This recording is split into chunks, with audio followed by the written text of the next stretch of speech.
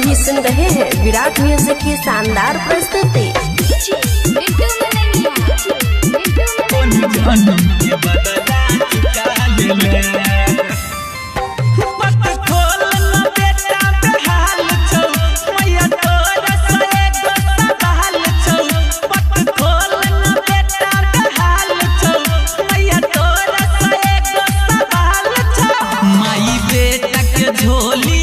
माई बेटा के झोली झुका दिला कौन जन्म के बदला चुका दिला कौन जन्म के बदला चुका दिला कौन जन्म के बदला चुका दिला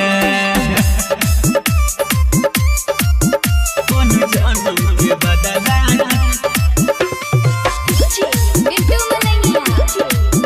कौन जन्म के बदला चुका दिला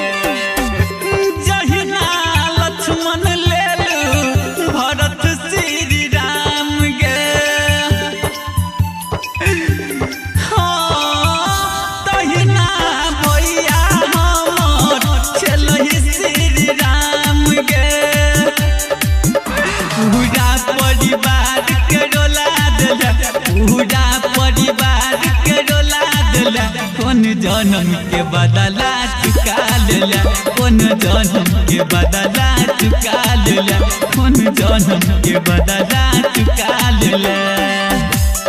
प्रेजेंटेड बाय विराट म्यूजिक। कौन जन्म के बदला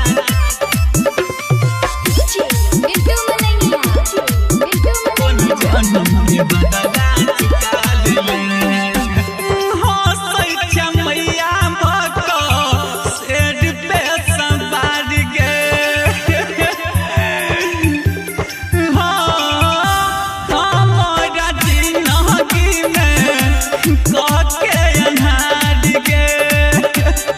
पंकज से नजर हटा लेला राजेश रंजन से नजर हटा लेला कौन जन्म के बदला चुका दिला कौन जन्म के बदला चुका दिला कौन जन्म के बदला चुका दिला